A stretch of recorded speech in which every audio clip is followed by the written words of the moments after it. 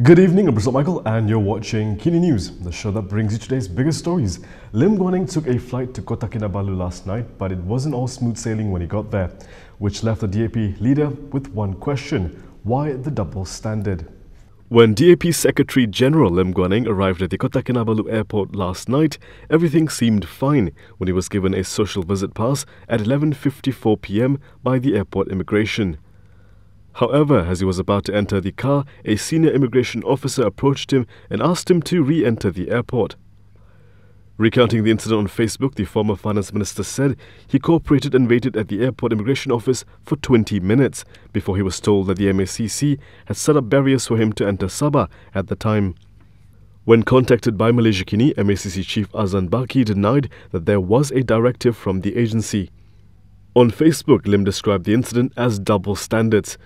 He cited the cases involving Najib Abdul Razak, who was found guilty and sentenced to 12 years in prison, as well as fined 210 million ringgit, and that of UMNO President Ahmad Zahid Hamidi, who is also facing corruption charges.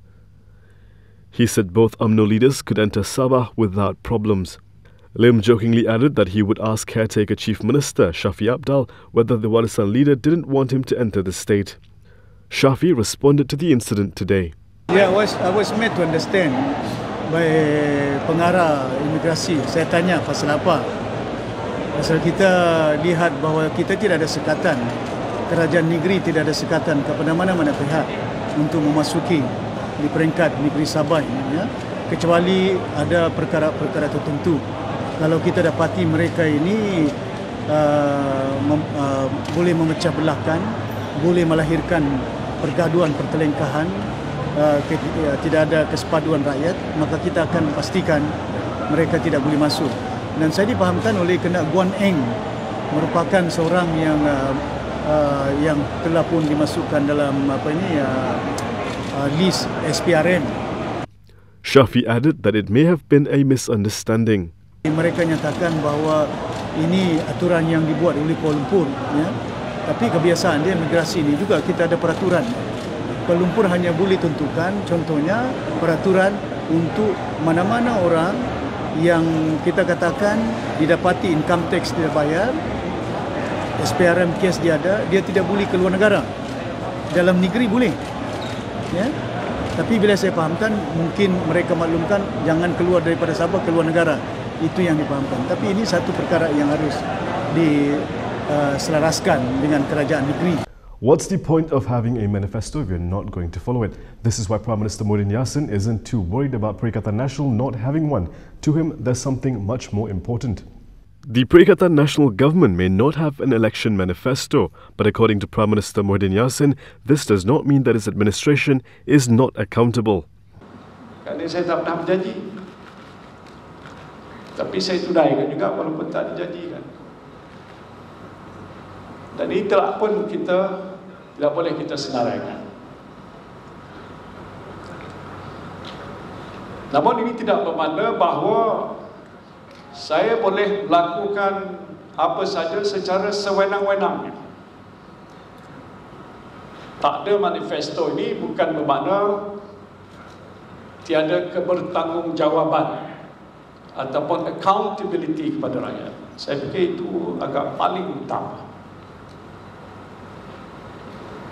Ini accountability sebagai seorang pemimpin bagi saya adalah penting dan memang mesti ada. Muhyiddin said this at the half a year of the PN Administration Convention in Kuala Lumpur yesterday.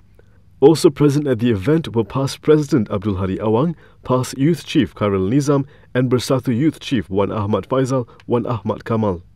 UMNO President Ahmad Zahid Hamidi and the party's Youth Chief Ashraf Wajdi Dusuki were scheduled to speak at the event, but they did not show up. According to Merdeka Centre's latest survey, most respondents approve of Prime Minister Muhyiddin Yassin's performance. The survey also suggested that Perikatan Nasional was the best received political party or coalition, better than Muafakat Nasional or BN. Jadi saya terima jawatan Perdana Menteri dengan menggalas suatu amanah yang besar di atas bahu saya. Saya rasa saya bertanggungjawab kepada rakyat.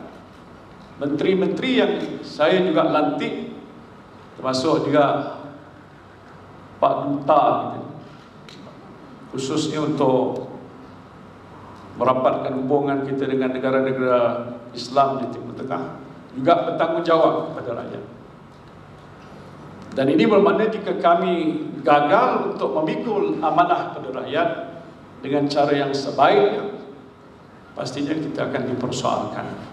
Dewan Negara has a new president. It's not UMNO's or Harapan's candidate, but one from Bersatu. Bersatu Senator Rais Yatim has been elected as the new Dewan Negara president, despite a bid by the opposition to block his candidacy. Out of the 65 senators in the upper house, 45 voted for Rais in the ballot, while 19 senators voted for PKR Senator Yusmadi Yusof, with one senator absent. Rais, who replaced S.A. Vigneswaran, whose term expired in June, later took oath before Deputy President Abdul Halim Abdul Samad. These were among his first words as Dewan Negara President. Juga disebutkan di dalam perlembagaan bahawa jika Dewan Rakyat terbubar atau dibubarkan oleh Yang di-Pertuan Agong, Senat tidak tercacat. Bermakna anggota kita di sini tidak terlibat dengan pembubaran itu. Justru pemikiran setiap senator harus sentiasa cekal dan tinggi. Dan kita harus memupuk perasaan suka menegur dalam konteks kita menegakkan yang benar dan mencari perkara-perkara memperkokoh tanah air kita. Earlier, DAP Senator Nga Hock Che tried to block the presidential candidate proposed by Muhyiddin, citing that the Prime Minister was not a member of the upper house and therefore not eligible to name a candidate. De facto Law Minister Taqiyuddin Hassan, however, stressed that Muhyiddin, as the head of the Legislative Council, had the right to name his candidate.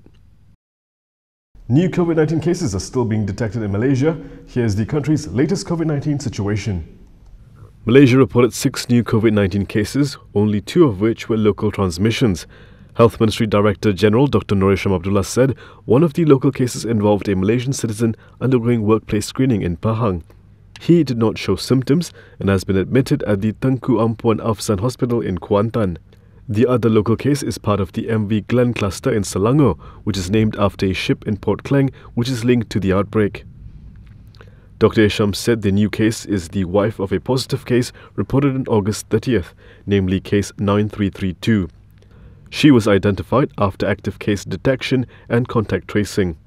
From the 4 imported cases, 3 involve people returning from Indonesia and 1 from Syria. Meanwhile, there were 4 recoveries reported today, with 153 cases still active. AMANA has decided which logo it will be using in Sabah, and no, it will not be the PKR logo. PKR President Anwar Ibrahim said his party will be using its own logo in the upcoming Sabah state elections. However, its Harapan coalition partner, AMANA, has decided to take a different approach. AMANA Communications Director Khalid Abdul Samad revealed today that all AMANA candidates will be contesting under the Warisan banner. In a statement, Khalid said the decision was made in solidarity with Warisan and Sabah caretaker Chief Minister Shafie Apdal. Khalid said the decision to use Warisan's logo is also to show support for Shafie's position as the legitimate leader of Sabah. Previously, AMANA Youth had proposed that parties aligned to Warisan should contest in the state elections using the Warisan logo. However, PKR Sabah had rejected AMANA's suggestion, calling it regressive and not strategic. Coming up next, the US continues to lock horns with the WHO.